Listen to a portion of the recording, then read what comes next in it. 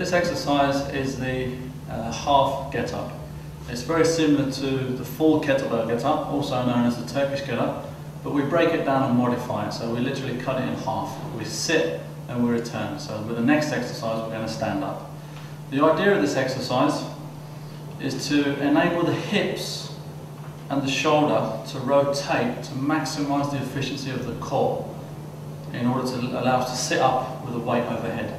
It's going to be very difficult for me to place a weight overhead, as in a single arm bench press or dumbbell press, and then use the abdominals to contract to lift me. For example, if I've got a kettlebell overhead, it's going to be very difficult from this position to do a crunch and lift. I'll show you.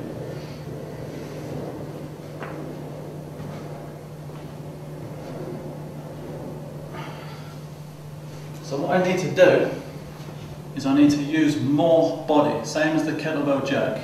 A press will always be surpassed by a jerk in terms of numbers because of the efficiency of the body, and it's the same with the half get-up.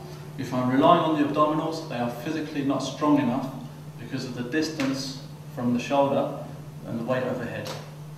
However, if I use the core region, the shoulders, and a little bit of reverse force in terms of hitting the floor, I can then take that weight overhead.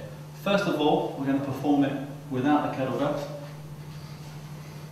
You're looking at a one-arm dumbbell bench press where the same side leg will draw in to the hip and out about 6 inches. If it doesn't draw out to the side and stays in line with the hip, when I dig that heel into the floor, the hips lift upwards. What I want is for the hips to roll, because that rolling action allows me to pop the shoulder and then sit. What then happens is this hand strikes the floor and I forcefully sit using a twist of the core, popping the shoulder and that feedback from striking the surface.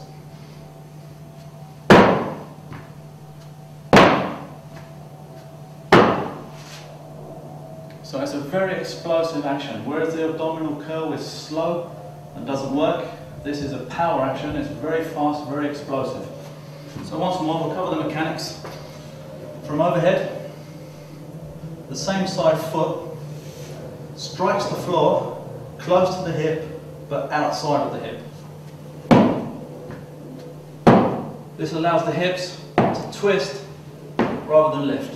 So you want that twist action. Also, the other hand strikes the floor at head height. So what we're looking for first of all is what we'll call the double split.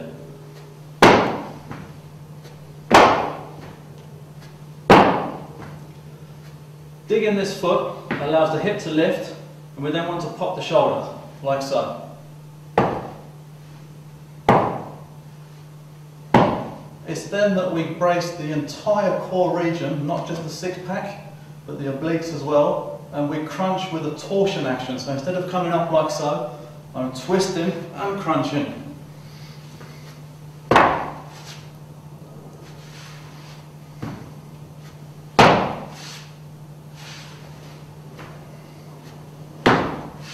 So you can see the timing. As soon as I strike the floor, I'm up. It's exactly the same as standing in front of a wall, pushing that wall, and it's me that's going to move.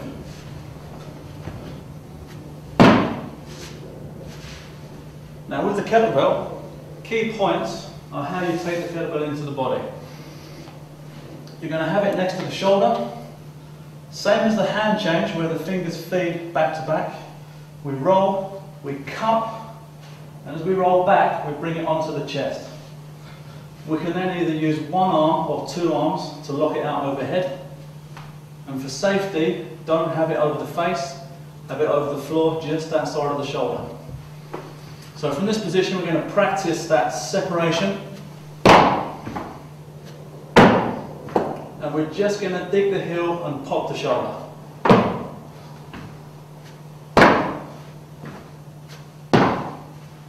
We're then going to forcefully sit ensuring that the supporting hand drives into the hips so that when we're upright, we stay upright and don't slide back again.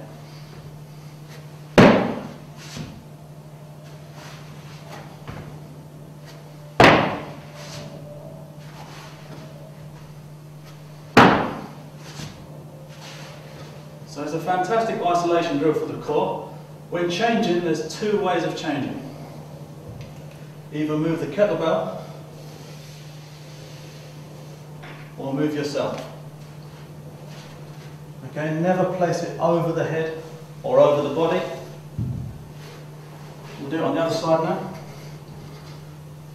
Around the head, roll to the side, pull in, single press. We now separate, and as we strike the floor, we crunch, pop the shoulder and lift. And that hand comes in close to the backside to act as a support.